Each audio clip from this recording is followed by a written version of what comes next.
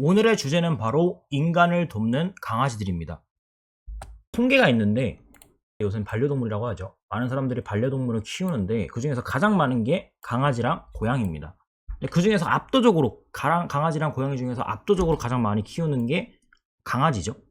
한 통계에 따르면 이제 강아지랑 고양이를 키우는 양육 가구 수가 약 600만 가구입니다.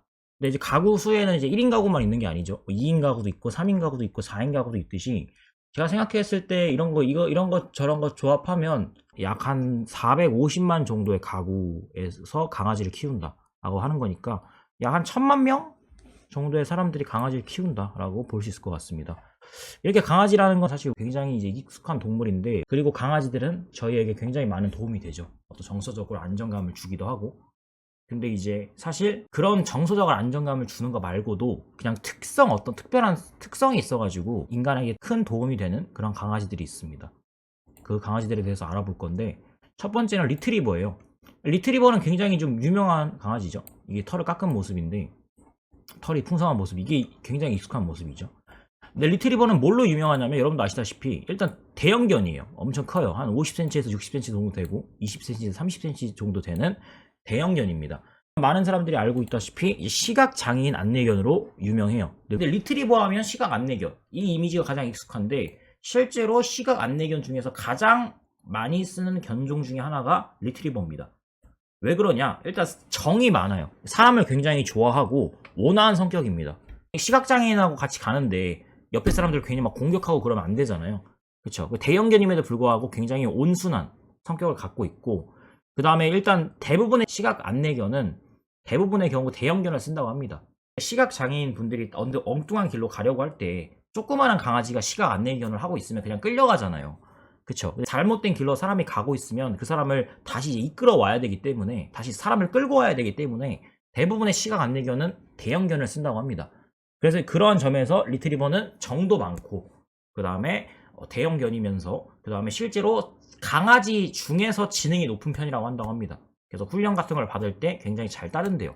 그래서 여러 가지 의미로 봤을 때, 여러 가지 특성을 봤을 때 리트리버가 시각 안내견에 굉장히 잘 어울리는 그런 강아지라고 한다고 합니다. 그래서 우리가 알다시피 시각 안내견 하면 가장 먼저 떠오르는 게 바로 리트리버인 거예요. 두 번째는 블러드 하운드라는 건데, 일단 귀가 굉장히 크죠. 특성이 있죠. 주름지고 그 다음에 귀가 굉장히 크다라는 특성을 가진 강아지인데, 이 강아지는 어디에 쓰이냐 하면 바로 범죄 수사에 쓰입니다. 실제로 미국 같은 데서는 이 강아지를 많이 써가지고 블러드 하운드 중에서 특별한 견종은 700명의 범죄자를 잡는데 큰 도움을 줬다고 해요. 그러니까 어떤 특성이 있어서 이렇게 범죄 수사에 큰 도움을 주는 것이냐 하면, 일단 모든 강아지들은 냄새를 잘 맡아요. 그쵸? 근데 블러드 하운드는, 이름이 왜 블러드 하운드냐, 피냄새를 잘 맡아서 블러드 하운드입니다. 범죄 수사할 때 이제 피냄새를 잘 맡는다 해서 블러드 하운드예요, 실제로. 그래서 모든 강아지들은 냄새를 잘 맡지만 강아지 중에서도 특별히 냄새를 잘 맡는 애가 바로 블러드 하운드라고 한다고 합니다. 그래서 어느 정도냐면 13일이 지난, 어떤 사람이 13일 전에 이 길을 지나갔어요. 그 냄새를 맡을 수도 있고, 그 다음에 210km 떨어진 곳에 있는 냄새도 맡을 수 있다고 한다고 합니다. 그래서 강아지 중에서 특별히 후각 능력이 발달하는 강아지인데, 왜 더 냄새를 잘 맡냐 다른 강아지들보다 하면 그 이유가 있어요. 일단 그냥 코 능력이 좋기도 한데, 얘가 이제 강아지들이 이제 막 바닥을 이렇게 훑어갖고, 바닥을 훑어서 이렇게 냄새를 맡거든요.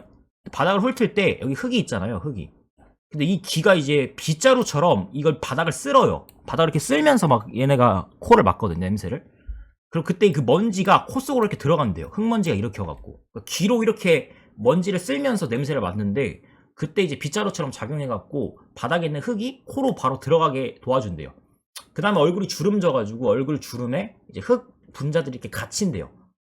그래서 이제 한번 이렇게 코를 바닥에다 박고 냄새를 맡고 나면 얼굴 주위에 그 냄새가 진동을 하는 거예요, 쉽게 얘기하면. 그래서 냄새를 더 잘 맡을 수 있게 된다고 합니다. 그래서 실제로 후각 능력도 좋고 신체적인 특성 자체도 냄새를 맡는데 특화되어 있는 그런 강아지인 거예요. 그래서 실제로 범죄 수사에 큰 도움을 줘서, 아까 제가 말씀드렸다시피 미국의 어떤 한 블러드 하운드는 700명의 범죄자들을 잡는데 큰 도움을 줬다고 한다고 하고, 그 다음에 실제로 이 친구가 이제 굉장히 능력이 인정을 받아서 실제로 미국에서는 블러드 하운드가 찾아낸 어떤 수사 자료가 증거로 채택된 경우도 있다고 합니다. 네, 그 정도로 큰 도움을 주는 친구고, 두 번째는 고산지대에서 인간을 도와주는 특별한 능력을 가진 강아지가 있습니다. 바로 뭐냐면 티베탄 마스티브라는 건데, 티베트 있죠? 티베트 고산지역, 중국 아래쪽에 있는데 거기에서 이름을 붙인 거예요. 티베트에 사는 강아지라고 보시면 되는데, 티베탄 마스티브는 뭐냐면 두 가지 종류가 있습니다. 하나는 유럽 쪽에 사는, 이게 유럽 쪽에 사는 친구고요. 이게 중국 쪽에 사는 친구입니다. 중국 밑에 쪽에 있는 티베트 있죠? 그 중국 이렇게 있으면 밑에 여기 티베트가 있잖아요. 여기에 사는 친구입니다. 이쪽에 사는 친구고, 이게 유럽 쪽, 이게 중국 쪽, 이게 사는 품종인데, 얘도 엄청 큽니다. 평균 신장이 60에서 70cm, 몸무게가 70kg까지도 나가고, 가장 큰 거는 113kg까지도 나가요. 진짜 어마무시하게 큰 강아지인데, 약간 보시면 여기 아시겠지만 약간 사자를 닮지 않았나요, 여러분? 그렇죠. 여기 갈기가 이렇게 있잖아요, 이렇게. 그래서 사자개라는 그런 것도 있고, 그 다음에 이 친구가 지금은 많이 이제 개량이 돼가지고 성격이 많이 온화해졌대요.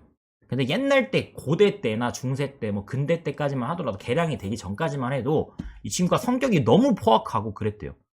그래서 이제 사람들이 많이 있는 지역에서 이제 경비견의 역할을 했다고 합니다. 무슨 말인지 아시겠죠? 그리고 이제 양치기를 보통 하는 강아지들이 굉장히 성격이 포악해요. 왜냐하면 늑대나 아니면 뭐 다른 여러 가지 동물로부터 양을 지켜야 되니까.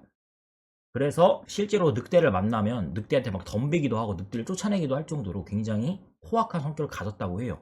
양치기 강아지로도 사용이 됐고, 그 다음에 사자를 닮아서 사자개라는 그런 별명도 있고, 그 다음에 가장 비싼 개라는 것도 있는데, 실제로 중국에서 이 품종이 약 20억에 거래가 된 적이 있다고 합니다. 그래서 세계에서 가장 비싼 개라는 그런 타이틀도 갖고 있는 강아지예요. 근데 이 친구가 왜 고산지대에서 특별하게 다른 강아지들, 사실 동물들도 고산지대에 올라가면 그런 말 들어보신 적 있죠? 뭐 에베레스트 산 같은 데 올라가면 숨이 잘 안 쉬어진다. 왜냐면 실제로 그러거든요. 산이 많이 올라가면 올라갈수록 공기가 부족해져요. 산소가 부족해지기 때문에 실제로 소나 뭐 돼지, 강아지들 같은 애들도 해발고도 한 4,000m 정도로 올라가면 숨을 쉬지 잘 못해요. 그래서 동물들도 고산병에 걸리는데 이 친구는 고산병에 잘 안 걸린다고 합니다.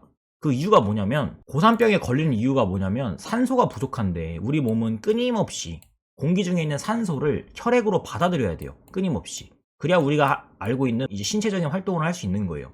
근데 고산지대에 올라가면 산소가 부족하다 보니까 혈액 속으로 산소가 잘 공급이 안 돼요. 거기서 나오는 게 바로 고산병이에요. 그래서 강아지나 인간들, 돼지나 뭐 소 같은 애들도 다 높은 곳에 올라가면 고산병에 걸려서 신진대사 능력이 확 떨어져요. 그래서 달리기도 느려지고, 그 다음에 뭐 걷기도 느려지고, 여러 가지 운동 능력이 확 저하가 되는데, 이 친구는 다른 강아지들에 비해서 산소와 혈액이 결합하는 능력이 있죠. 공기 중에서 산소를 빨아들여서 혈액과 잘 결합하는 능력이 다른 강아지들보다 한 2~3배 좋다고 합니다. 예, 그래서 산소가 똑같이 적은데 다른 강아지들은 고산병에 걸릴 때 이 친구들은 고산병에 걸리지 않고 고산지대에서 잘 적응할 수 있는 그런 능력을 가졌다고 합니다.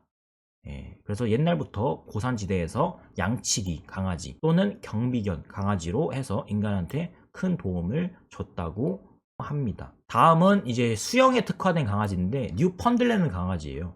근데 사실 60cm에서 70cm, 체중은 80kg, 심지어 120kg까지 나가는 그런 개체가 발견도 됐다고 합니다. 근데 이제 많은 분들이 이제 생각하시기에, 그럼 이렇게 큰 강아지가, 이렇게 무거운 강아지가 수영을 할 수가 있나? 라고 하실 수도 있어요. 수영을 무서워하는 강아지도 있는데 얘는 이렇게 큰 몸집에서 어떻게 수영을 하지? 그렇게 생각하실 수도 있는데, 이 친구는 신체적 특성이 있습니다. 바로 뭐냐면 이게 일반적인 강아지의 발이에요. 근데 이 친구의 강아지 발 사진은 안 나오는데 일반적인 강아지보다 더 살이 도톰하대요. 여기가 더 도톰하고, 그 다음에 엄청 클 거 아니에요, 이 강아지가 크니까. 그래서 이제 발의 힘이 마치 물갈퀴처럼 엄청나게 세다고 해요, 그 발이. 그래서 물갈퀴처럼 굉장히 센 발을 갖고 있어서 물에서 그냥 몇 번 휘젓기만 해도 앞으로 나아갈 수 있고 물에서 계속 떠 있을 수 있다고 합니다. 그리고 이제 이 친구의 이게 이 친구인데 털이 이중으로 되어 있대요. 그래서 바깥쪽 털이 있고 안쪽 털이 있습니다. 근데 안쪽 털은 굉장히 촘촘해갖고 물에 오래 있으면 저체온증 같은 거 걸리잖아요.